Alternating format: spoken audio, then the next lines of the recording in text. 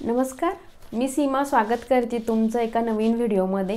आज मी तुमच्यासाठी काही विंटर स्किन केअर टिप्स घेऊन आली आहे, ज्या की तुम्ही फॉलो केल्या तर तुमची स्किन सुद्धा कोरडी पडणार नाही। टिप नंबर 1, खूप गरम पाण्याने अंघोळ करायची नाही, कारण की गरम पाण्याने आपल्या जे बॉडीतील नॅचरल जे ऑइल असतं ते पूर्णपणे निघून जातं आणि आपली त्वचा खूप जास्त कोरडी पडते। त्यामुळे आपण थोडंसं कोमट पाण्याने अंघोळ करायला पाहिजे। अशी की अंघोळ झाल्यानंतर लगेच आपण ओल्या अंगावरतीच आपण मॉइश्चरायझर अप्लाय करायला पाहिजे।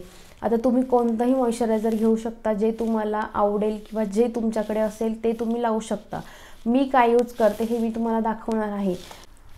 माझ्याकडे निव्हिया सॉफ्ट हे एक मॉइश्चरायझर आहे, जे की मी कधी-कधी हे यूज करते आणि सध्या खूप माझा फेवरेट आहे ते म्हणजे हे प्लमचं बॉडी बटर।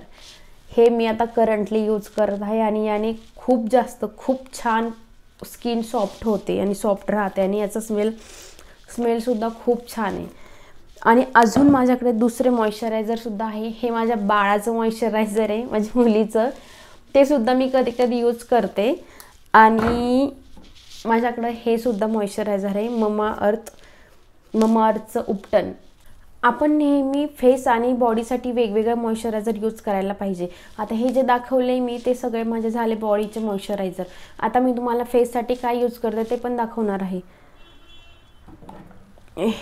हे माझ्याकडे सेटाफिलचं मॉइश्चरायझर आहे, जे की मी डेला यूज करते। आणि हे माझ्याकडे दुसरं एक सेटाफिलचं मॉइश्चरायझर आहे, जे की मी नाईटसाठी यूज करते। अजून मी कधी आमंड ऑइल सुद्धा यूज करते। हे मी कच्ची घाणीचं तेल घेतलेलं आहे। तुम्ही कोणतंही रोगन, बदाम कोणतंही ऑइल यूज करू शकता।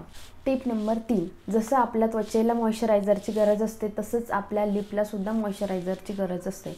आपण कोणत्याही प्रकारचा जो आपल्याकडे असेल तो लिप बाम किंवा मग जो आपल्याला सूट करेल असा लिप बाम विकत घ्यायचा आणि डेली सकाळ संध्याकाळ यूज करायचा। आता संध्याकाळी झोपताना तुम्ही देसी तूप किंवा साय लावली तरी पण चालते, ती पण एक खूप चांगलं नॅचरल मॉइश्चरायझरचं काम करते। आता तुम्ही मॉइश्चरायझर यूज करण्याआधी थोडंसं लिपला सुद्धा स्क्रब करून यूज केलं तर त्याचा अजून छान फायदा होतो। टिप नंबर 4, खूप सारं पाणी प्यायला पाहिजे।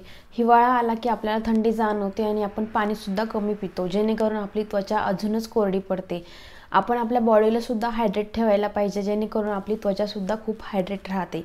आपण दिवसातून 3 ते 4 लिटर पाणी प्यायला पाहिजे, जे की आपण नाही पित आणि आपली त्वचा मग खूप कोरडी पडते। टिप नंबर 5, आपण आपले ऋतूप्रमाणे प्रोडक्टसुद्धा चेंज करायला पाहिजे। जसे की सोपच्या ऐवजी आपण बॉडी वॉश यूज करायला पाहिजे आणि फेसवॉशसुद्धा आपण माइल्ड यूज करायला पाहिजे। टिप नंबर 6, हिवाळा आला की आपल्या पायाला सुद्धा भेगा पडतात आणि ते उलतात, त्यासाठी सुद्धा आपण काळजी घ्यायला पाहिजे। आपण रात्री झोपताना कोमट पाण्याने पाय धुवून आणि स्वच्छ करून त्याला पायाला आपण पेट्रोलियम जेली किंवा मग एखादं फूट क्रीम घेऊन आणि छान मसाज करून रात्री सॉक्स घालून झोपले की सकाळी आपली पायसुद्धा छानपैकी मॉइश्चराइज राहतात। नंबर 7, आठवड्यातून आपण एकदा तरी आपली स्किनला एक्सफोलिएट करायला पाहिजे। आता मी इथं जो पॅक यूज केला आहे त्यामध्ये मसूरची डाळ यूज केली आहे, जी की आपल्या त्वचेला नॅचरली एक्सफोलिएट करेल। याच्यामध्ये आणखी मी यामध्ये आंबे हळद घातली आहे, जी की आपल्याला एक छान इन्स्टंट ग्लो प्रोव्हाइड करेल। आणि मी जो हा पॅक यूज केला आहे त्यामध्ये मी मिल्कचा यूज केला आहे। माझी त्वचा थोडीशी आता कोरडी पडते, त्यामुळे मी मिल्कचा यूज केला आहे। जर तुमची त्वचा खूपच ऑइली असेल तर तुम्ही इथे गुलाबजल यूज करा। आणि तुम्हाला या सगळ्या टिप्स आवडल्या असतील तर मला नक्कीच कमेंट करून सांगा। शेवटपर्यंत व्हिडिओ बघितल्याबद्दल थँक्यू।